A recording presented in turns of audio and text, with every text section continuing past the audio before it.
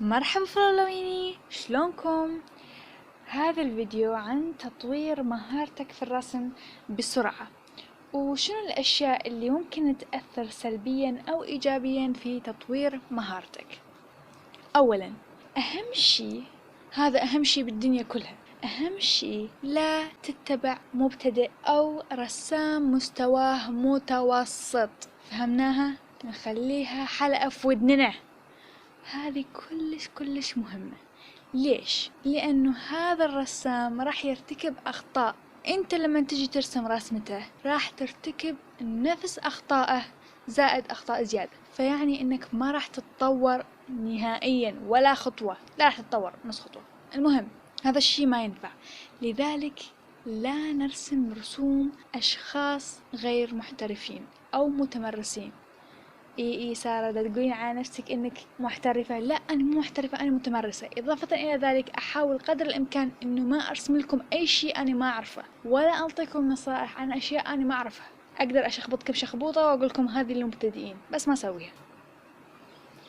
اشوف بعض الاحيان على يوتيوب، على فيسبوك، انستغرام، كل مكان اشخاص عرب واجانب يتبعون اشخاص مبتدئين ويرسمون رسومهم. لا، واللي ذابحني واللي يضحكني بنفس الوقت، يعني والله مرة قرأت تعليق: والله العظيم أنا رسمت مثل رسمتك.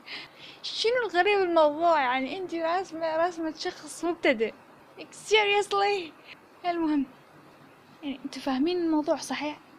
يعني أشبه في أنك تكون فرحان جدا لأنك تجاوزت سيارة فيراري، على الرغم أن عندك سيارة بالكاد تمشي. كل موضوع أن السيارة الفيراري واقفة متوقفة. فاهمين؟ أحسنت. سوري لأنه أنا متعصبة. أنا مش متعصبة، بس شوية في أشياء تغث الواحد. والشي اللي فعلا ذابحني من الوريد إلى الوريد إنه على الأشخاص المبتدئين، على رسومهم، على فيديوهاتهم، سواء عرب أو أجانب، يا أخي ما أشوف أي انتقادات. أما أني رسمك كله غلط بغلط، عندك أخطاء. يا أخي أنا أواجه مشكلة بإيدي كلها، يعني بذراعي كلها. الحمد لله إني عم أسوي لكم فيديوهات. المهم، ما نتبع أشخاص مبتدئين أو مستواهم متوسط. أوكي. ننتقل للنقطة رقم 2: قوي إيدك وتطور. لهذا السبب أنا داخل الفيديو يا سارة، أنت اللي المفروض تقولي لي. أوكي اصبروا، راح أقول لكم. عندك طريقتين. الطريقة الأولى: رسم لوحة بشكل يومي. حاول قدر الإمكان بشكل شبه يومي أو يومي.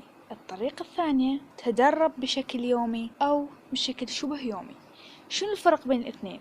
الأولى إنك ترسم لوحة بشكل كامل، يعني تكون كاملة. أما الثانية إنك تدرب على شيء معين، مثلا رسم الإيد، تقعد ترسم إيد لحد ما تنخلع إيدك، تشوف أنت ضبطتها، بعدين تحاول ترسمها بدون ما تنظر إلى الرسمة الأصلية، لأنك هنا تعودت على رسمها، تكون مطبوعة بدماغك. تحاول ترسمها من خيالك اللي هي حسب ما أنت رسمتها 15 تريليون مرة، وتشوف ماذا التطابق.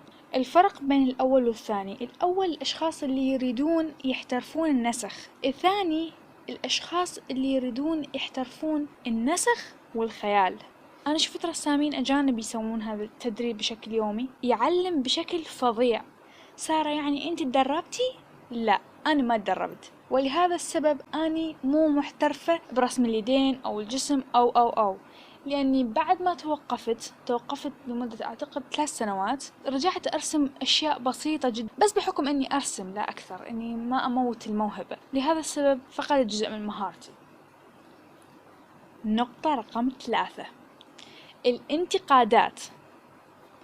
الانتقادات شيء بشع.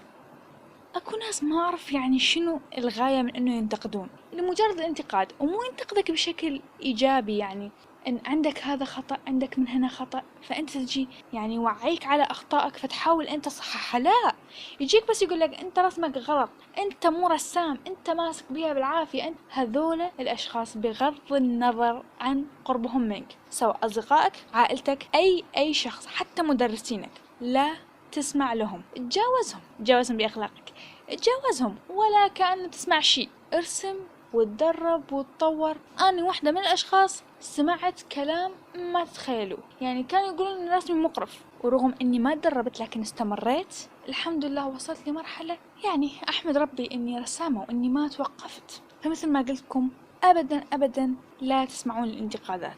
الانتقادات تثير شك بنفسنا، وصدقوني مو بس انتو، مو بس تقول لانه مثلا انت مبتدئ، لا حتى الاشخاص مهما كان الانسان ناجح، مهما كان الانسان زين، تروح تلقى بالتعليقات دور شوف شنو يكتبون عليه. فانت لا تهتم ولا تشك بنفسك، عادي طور وتدرب وتأكد انه حتى الرسامين الرائعين اللي انت تشوفون تقول واو رسوم تخبل شنو هالجمال مرة روعة تهبل، هذول ايضا يشكون بانفسهم.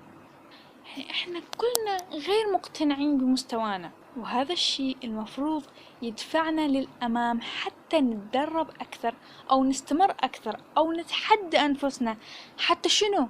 حتى نتحسن. ما في داعي إنك تحاول تثبت نفسك للآخرين أبدا، حاول تثبت نفسك لنفسك فقط، لأن لما تحاول تثبت نفسك للآخرين لما يقتنعون بيك راح تتوقف، لكن الشك ممكن يعطيك دافع إنك أنت تتطور باستمرار. فاهمين؟ فاهمين؟ نجي للنقطة رقم 4، لا ترسم بورتريه. سارة يعني شنو بورتريه؟ عادي حتى أنا ما كنت أعرف بورتريه يعني شنو. بورتريه هو إنه ترسم بشر، ترسم من صورة وتجي ترسم هذا، ترسم بشر. رسم البشر صعب، أنت كمبتدئ تواجه مشكلة، لأنه مهما حاولت ما راح يطلع مرضي. لهذا دائما راح تتحبط معنوياتك وتبدي الدراما وأنا مو رسام وبطلت وراح أحرق رسومي وما أعرف إيش. فلا ترسم بورتريه من البداية وانهي الموضوع. لا ترسم سارة، أنا أقول لك شنو ترسم.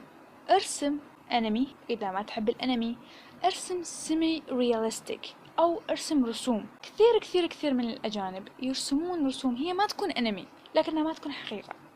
شنو تكتب بالجوجل الله أعلم، لكن تقدر تكتب سيمي رياليستيك. شنو السيمي رياليستيك؟ يعني شبه حقيقي. تقدرون تبحثون بالإنجليزية وراح تشوفون رسوم.